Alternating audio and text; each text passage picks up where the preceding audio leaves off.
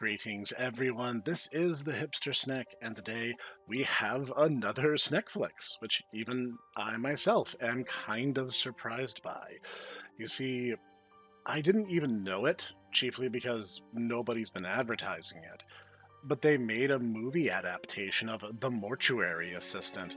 Yes, that game that showed that YouTube has a two-tiered justice system when it comes to Let's Players playing horror games. So, I decided that I needed to check it out because, well, let's just say gamers are eating really good this year in terms of movie adaptations. So I find a theater, which was not easy, by the way. This thing is barely anywhere, and I had to go across Sneckburg to actually find a theater that had it and watched the film. And if you want a one-sentence summary of my experiences with the film, I would say it's good, but it's not great. So, from the top, we have Willa Holland as Rebecca Owens and Paul Sparks as Raymond Delver. Those are really the only characters who actually matter in terms of the story. There are some other characters that show up along the way. Mostly they don't matter. The intro is relatively brief, and you kind of just get this overview that Rebecca is a recovering addict who is trying to get her life back on track.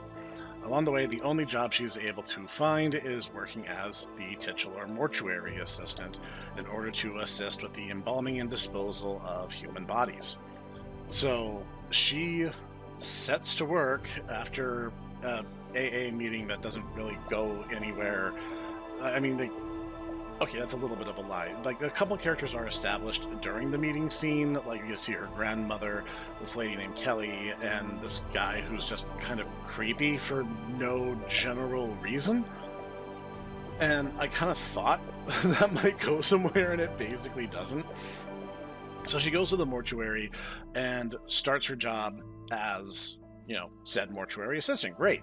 So we don't waste a whole lot of time. They throw us straight into the thick of things, and she gets to work. And I think it's one of the funny bits, one of the few bits of comedic levity this movie has, is that she reads the instructions and is like, oh, we're embalming them, and then we're cremating them too. That's weird, but okay. And she just kind of accepts it at face value and doesn't really call it into question any further. I don't know, I got a good laugh out of that. So they start with the whole scare scene relatively slowly. I actually kind of applaud the early bits of the film because it's little things. You see, one of the bodies, one of its fingers starts moving a little bit, or the head, when she's not looking, the head on the body will twist around to look at her, but when she looks at it, it's back where it was, facing upright. So I liked that. Good atmosphere. In fact, I would dare say the atmosphere is one of the movie's stronger suits. And then basically a whole bunch of stuff kind of just starts happening. And this is where the movie kind of has its foundation shaken out from underneath it. Because while I would say the atmosphere and the set dressing is good, there were two things that kind of took me out of the film. And the first and least important of the two is the low budget is on the screen for all to see. There's a bit where Rebecca has a hallucination moment where a demon version of her late father attacks her with a scalpel. And when she snaps out of it, she's the one holding it, and she had slashed her leg. And I'm like, okay, that's pretty decent horror where you think something else is attacking you, and suddenly you're the one who's doing it.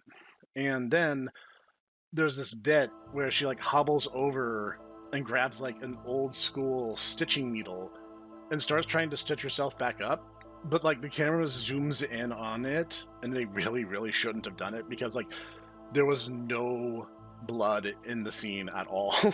It looked like they had two pieces of roast beef pushed together, and she was just stitching them together, and occasionally she'd wince oh gosh, that is so mildly inconvenient. It's not.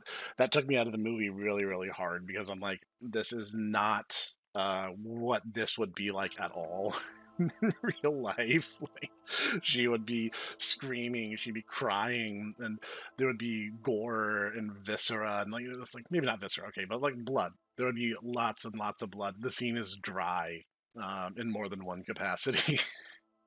It's like if you don't have the budget for special effects, maybe don't zoom extra close in on them so that we can see how unconvincing they are.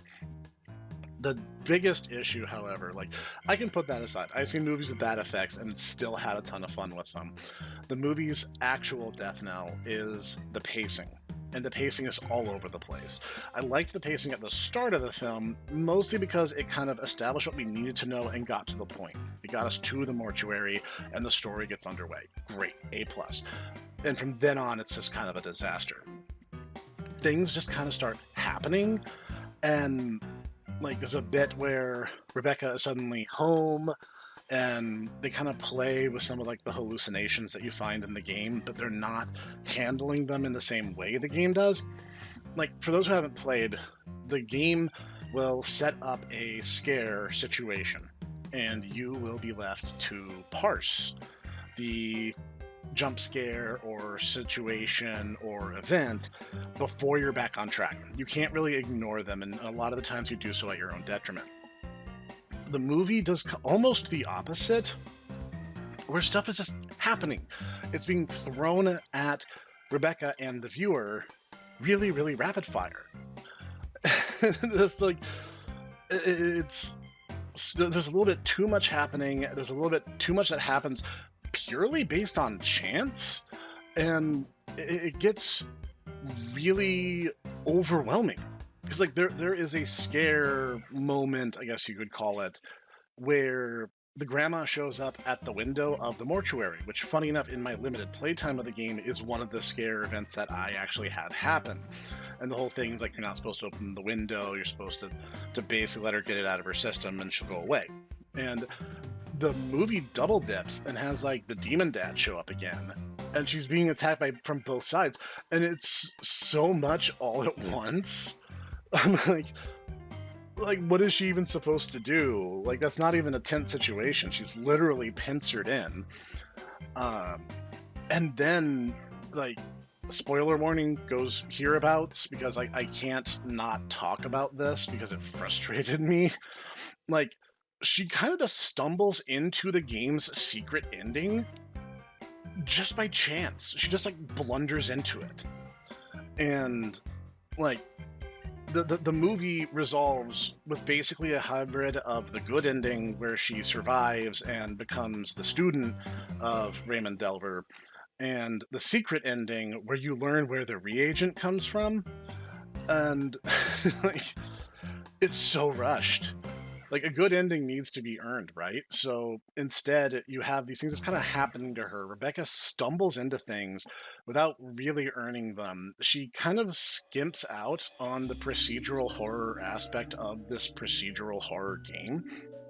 Like, the idea in Mortuary Assistant is you're supposed to be going through the process, and the process helps you normalize that something weird is happening, but it keeps your attention divided between the randomized jump scares and the random scare events versus the fact that you're basically going down a to-do list with each of the bodies. She actually skips all the bodies except like 2. She actually only works on 2 of them. And then there's this bit where Raymond is teaching her about the burning strips that you use to find the sigils. The sigils are necessary to know the demon's name, which you need to complete the invocation, which you need to seal the demon. That's all like beat for beat from the game. Great. You have adapted that material. Excellent. The problem is it's almost irrelevant because she finds them with basically no effort on her part whatsoever, and nothing actually is really gained by including it. So instead, like, there's even this one bit really early in the film where she uses one, where she's just kind of using it as a light source when the lights go out, and she like almost stumbles on a sigil on her own. But then she just misses it, and it's left for only the audience to see. Which on the one hand is kind of cool because you're teasing us with knowledge that we have that she doesn't. On the other hand, it makes it so when she does get around to collecting the 4 seals, it feels very there as a formality. It doesn't really go anywhere. Another thing the movie does a little bit differently is they have this creature called the Mimic, and it's just Mark Steger, I think is how you say that, in makeup, looking vaguely menacing. But of all the monsters and demons and jump scare events, he just stands there and looks kind of menacing. He doesn't ever actually do anything. In fact, I don't think he actually touches another person in this film in any meaningful way.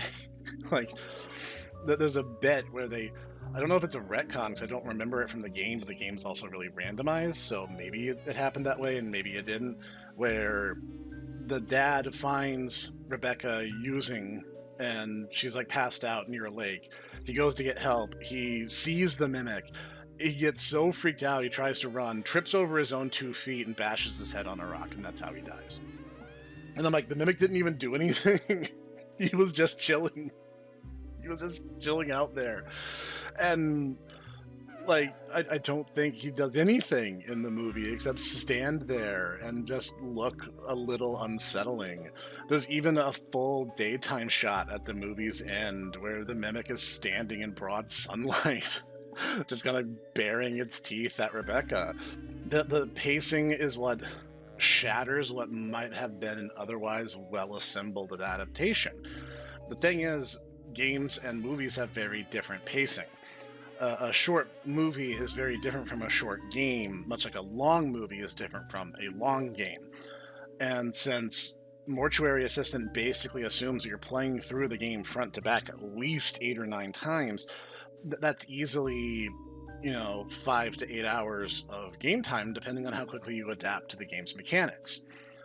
Instead, we have a movie that basically feels like a singular playthrough where you basically just get everything to work in your favor right off the bat. Now, I know you can't have like the bad endings where she dies or gets possessed. That would undercut the entire film. And the film does leave itself open to sequels at the end when Rebecca agrees to work with Raymond and become her student. I feel like a sequel is almost mandatory to fix this. Like, there's very low stakes when you can only have 2 people that you can actually kill on screen, and neither of them actually dies. So instead what you have is this movie where Rebecca is vaguely menaced, and then the whole psychological horror element is more used as a crutch for why they can injure her. Because, like, oh yeah, you remember that cut on her leg that I mentioned like 5-7 minutes ago? Yeah, that was a hallucination, and later she's shown walking around with absolutely no limp whatsoever, and there's not even a cut on her pants. So, did that actually happen? Shrug. Never addressed. And again, pacing is kind of omni-important, especially in a movie. Pacing in games can be a weird thing, especially because a lot of the time your progress is gate-kept by the player's competence, general skill set, and threshold with the game itself. What you run into instead is a awkward, kind of stilted movie experience that looks kind of like and has some elements kind of like the game. Like, they set up a situation where Rebecca basically wasn't allowed to make mistakes because it would make the movie last 30 minutes. I did have some fun with it. I thought some of the setting and the ambiance was really good. Everything else didn't really come together. I really felt like Willa Holland as Rebecca was doing a good job for what she was given, but I feel like she wasn't given particularly good direction. Paul Sparks as Raymond Delver was a little dry, but I think that was on purpose because Raymond is always supposed to be a bit of a stoic, and everyone else may as well have not been in the movie. I feel like maybe this is kind of a setup not unlike Insidious, where you kind of need the first 2 films to make a complete story. I think they could save this with a sequel, but I think given that this movie is generally viewed rather unfavorably, and it's barely available anywhere, so it's probably not going to make back with its very meager budget, I can't really say I see that happening. Which is a shame. I would say C+ experience. If you have nothing else to watch and you have access to this movie somehow, watch it. Maybe you'll get some entertainment value out of it that I did. This has been the Hipster Snek, bringing you another Snekflix, and I'm going to see you guys later this year with even more.